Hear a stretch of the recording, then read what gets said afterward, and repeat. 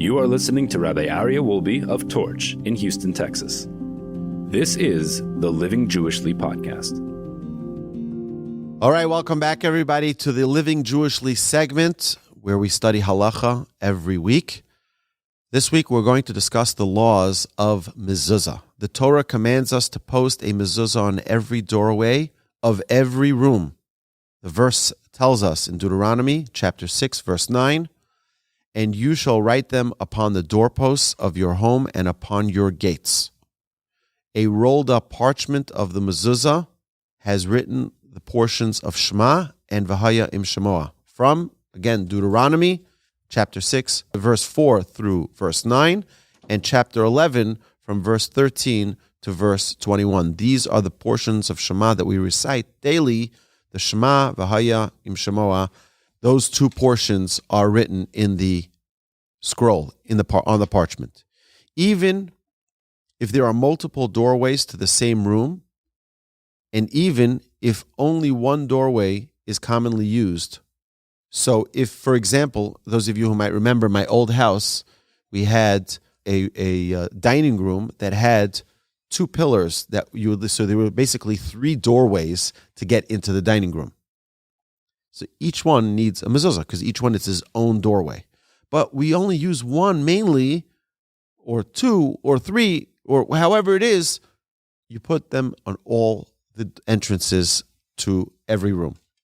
Even larger entranceways to neighborhoods, alleyways, cities, and countries need a mezuzah. So if you have an actual doorway to go into a city, like you have in the old city of Jerusalem, there's an actual doorway. You'll see there's a mezuzah on the right side because you're entering, even though you're entering a city, because it's a doorway, the verse tells us on all of your doorways. The mezuzah should be placed on the right side heading inward for both righties and lefties. It doesn't make a difference on the right side. If it is placed on the left side, it is invalid and must be removed and remounted on the right side with a new blessing. When there is an uncertainty of which side to place the mezuzah, we determine the entrance by the door hinges. So the door hinges are always on the inside. So, for example, if you look at this door right here, the hinges are on the inside. So we're going in when we go there. And therefore, the mezuzah is placed on the right side when you head in there. Number 8, as a general rule, the room that has primary use gets the mezuzah on the right side of its entrance. Proper placement of the mezuzah is on the beginning of the upper third of the doorpost and at the outer edge. So that means if you look, you divide up the doorpost into 3 sections, and at the beginning of the upper third is where you place the mezuzah. If it was placed below the upper third, it is invalid and must be remounted at the correct height with a new blessing. So I just want to share with you an amazing story. There was a yeshiva in New York that went over to one of the great rabbis, Rabbi Yaakov Kamenetsky, and they asked him, it's a yeshiva, it's a school where you have little school children. The children can't reach the mezuzah. So maybe can we lower the mezuzah to the height where the children can reach the mezuzah? So the rabbi said, no. The halacha tells us to place it on the upper third. You place it on the upper third. What are we going to do about the children? He says, place a little stool there so the children learn that they go up to the mitzvahs. We don't pull the mitzvahs down to us. And I think it's a very important fundamental principle when we look at Jewish law is we need to bring ourselves to the mitzvah, not custom tailor and adjust the mitzvah to serve my needs, so to speak.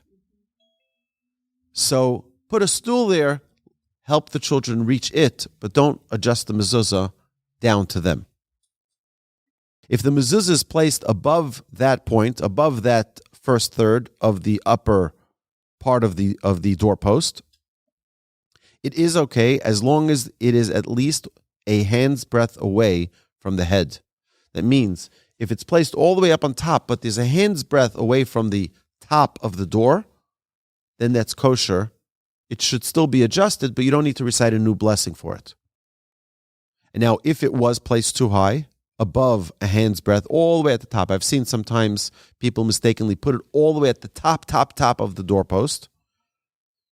If it was placed there, it must be removed and remounted at the correct height without a blessing. Number 13, the scroll is rolled up from the end to the beginning. So we write on the top line, Shema Yisrael Hashem Elokeinu Hashem Echad. The scroll is rolled from the Echad to the Shema. It's rolled from the end to the beginning.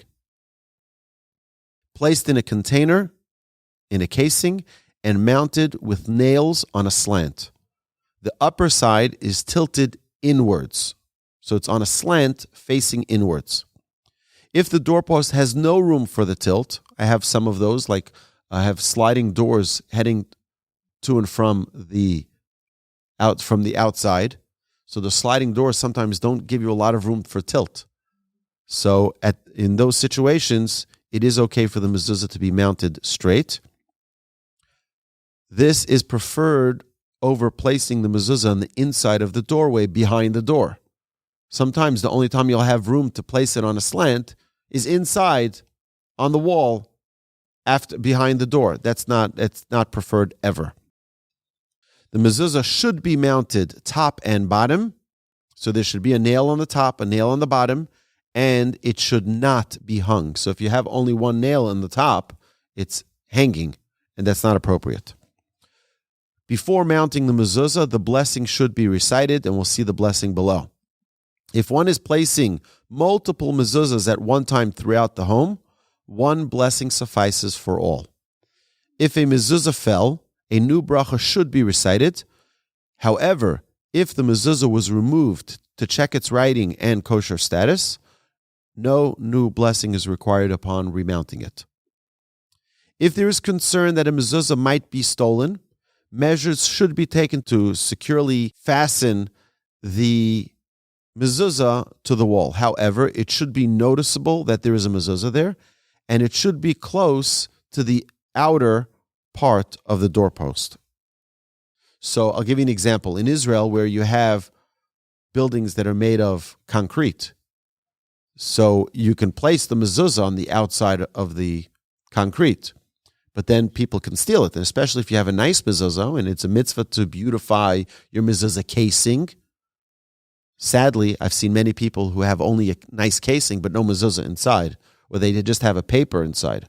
Like if you buy it from a gift shop in Israel, that doesn't come with the scroll. The parchment, the scroll, is the most important part. That's the mezuzah, not the casing. So we have to make sure that the important part is there and that it is kosher, but not that the casing is the most important part. But sometimes, if you're afraid that it's going to get stolen, so what they would do in Israel is they would cut a little piece out of the cement, and they would put the mezuzah inside, and then they would plaster it up around it. But they would still leave a space for you to see that there's a mezuzah there. But what happens if you put it deep inside that cement? You won't even know there's a mezuzah there. So the halacha tells us, number one, it should be noticeable that there's a mezuzah. And number two, it should be on the outer part of that doorpost so that it's not so deep in that you can't even tell, you can't even reach that it's there. Number 20, only a room that is equivalent to an 8 by 8 dimension room is required to have a mezuzah. So if you have a little closet, a little, a towel closet, or a little hallway that's really, really small, then that's not required to have a mezuzah. However, it's very interesting. We have a little bar, it's maybe it's 2 feet by 3 feet. It's really small, little bar. So it's not big enough to require a mezuzah going in. But I asked my rabbi, I said, what should I do for this room? Should I put a mezuzah? He says, no. When you're standing inside the bar, when you face out of the bar, you're going into a room that is larger than 8 by 8. So put it on the way facing out of the room. So if you come to my house, you'll see that by our bar, the mezuzah is on the left side of the doorway because it's from the bar going out, not from the main room going in. Okay, so it's an interesting differentiation, meaning if you have a little hallway, the little hallway is right beside the main room, the living room. The living room needs a mezuzah, but the little hallway doesn't. So you put the mezuzah from the hallway to the main room, not from the main room to the hallway. It would be on the right side going into the main room. Very interesting, the laws. Only a doorway that has a doorway requires a mezuzah. An entrance that has no doorpost isn't required. So imagine if you had a doorway that goes all the way up to the ceiling. There's no doorpost on top. It's not considered a doorway. It's just open. And therefore, it's not required to have a mezuzah. At times, the architecture or design make the mezuzah question very challenging. In such cases, ask a bona fide rabbi. Okay, it's important to know. I get these questions all the time. I get pictures of doorways and it's the question is like, which way? And you have to show me a picture of the other side of the door as well. Open the door. Let me see. So I had someone recently send a question and it was just a picture of a door. I'm like, can you do me a favor? Can you send me another picture of that same angle with the door open? It was very easy. Told him exactly where to put the mezuzah, and then he knew. But it's important to ask. There are many detailed questions in mezuzah. And I left out some of the different scenarios so that we not get confused and that I can fit it on one page. But that's why I said in all of those challenging situations, ask a rabbi. A doorway with no doors is also required in a mezuzah. So if it's just a doorway, but it doesn't actually have a door on it, you still are required to put a mezuzah. One should place a mezuzah only after the doors are mounted on a doorway. So if you do have, for example, if you have a doorway, you're in the middle of constructing a house, and the doors, sometimes, as someone told me, that they waited for their door to be fabricated for 6 months. So they already moved into their house, they're living there, and the doors weren't yet all installed. So that's a different question, whether or not you should put the mezuzah before the door is actually installed. But if you're living there, you probably should. But the question is, what goes first? Does the mezuzah go first, or does the door become a doorway become a door? So that, again, ask your bona fide rabbi. One should place a mezuzah only after the doors are mounted on the doorway. A sukkah and other temporary residents are not required in mezuzah. Seasonal shops, expo and convention exhibits do not require a mezuzah. Stores and businesses are required to have mezuzah. So if you have a gift shop, if you have a doctor's office, you're required to have a mezuzah on all the doors. Again, that's if it's a Jewish operation. If it's non-Jews, then you're not required to, obviously. If you work for a non-Jew. Halachic disagreements. Whether or not a pen for cows or chicken coop, storehouses for grain, and wine cellars, whether or not they should have a mezuzah. Garbage doors and other unclean areas should be asked per case from a bona fide rabbi. A home that is shared with a non-Jew is not required in a mezuzah. So if you have a full partnership with a non-Jew, it's not required. The question is whether or not your own room should have. That, again, ask your rabbi. So cellars, in New York City, they have these doors that you open up from the sidewalk, and you go down the stairs into these. So those are called cellar doors. Cellars that have doorways that are in the ground are not required in a mezuzah. Doorways for mezuzah are only upright doorways. Home rentals are not required in mezuzah till 30 days.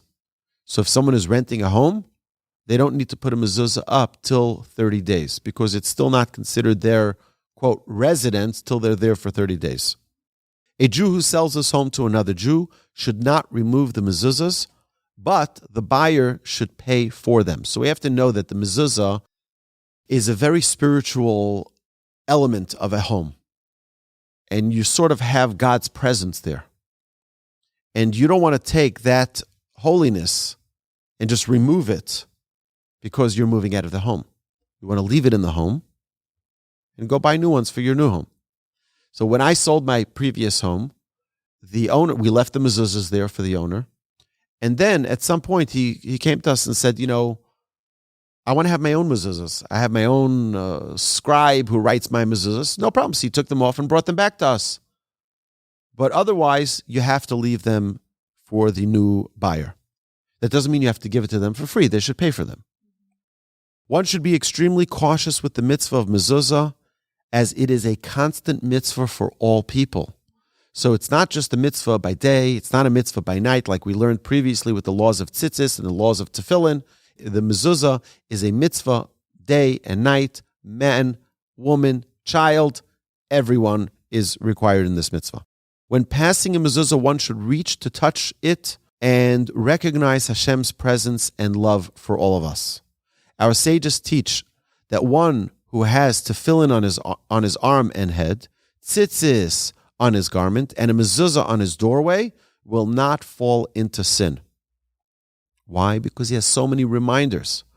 What is the purpose of having a mezuzah on our doorway? To remind us, to bring us to the clarity, to the presence of God that's all around us. Why do we wear tzitzis? To bring that presence on our bodies. And then we have that same reminder on our head and on our arm, so that we subjugate our heart to Hashem and our mind to our thoughts to Hashem. That's how important it is for us to always remember the presence of Hashem.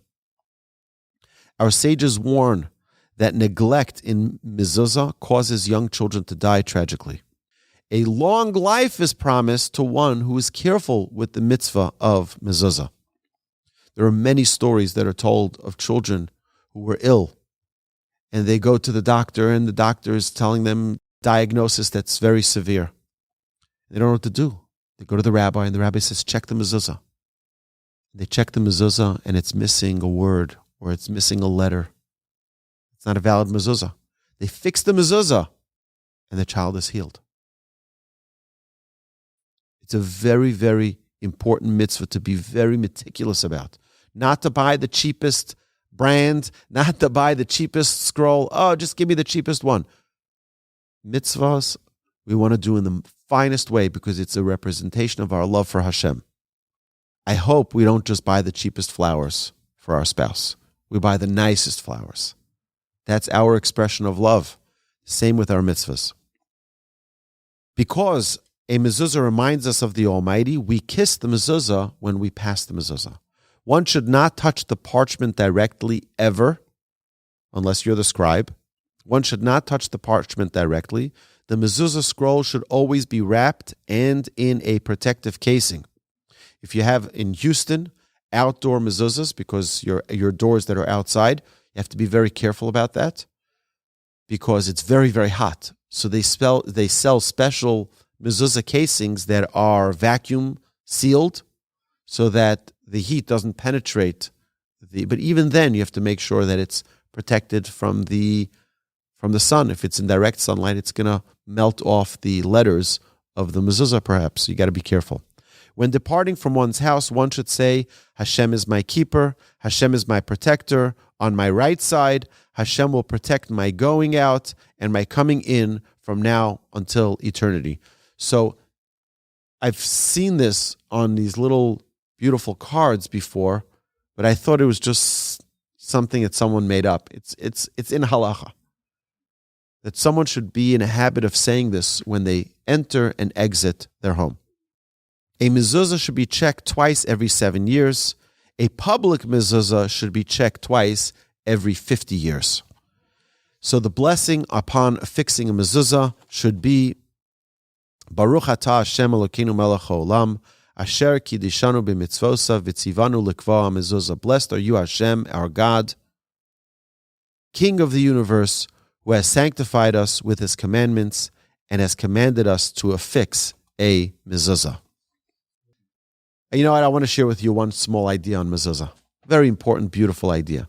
So we know that there's never a compromise in halacha. There could be multiple opinions, and we side with one. We don't say, oh, well, let's make everyone feel good. We're going to make a compromise. There's only one time in a halacha that you find a compromise. There's one opinion in Halacha that says that the mezuzah should be completely vertical, and there's another opinion that says the mezuzah should be completely horizontal.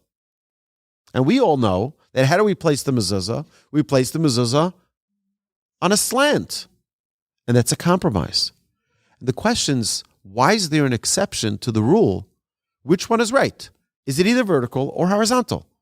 Don't get me compromised. We don't have compromise in Halacha. One side is right, one side is wrong. Sages tell us that we make a compromise specifically for the mitzvah of mezuzah to remind every person when they walk into their home, the key to success in a house is compromise. So that every time we see a mezuzah on a slant, we'll remember it's important to compromise because that's the key to success. My dear friends, let's go get him. The mitzvah of mezuzah.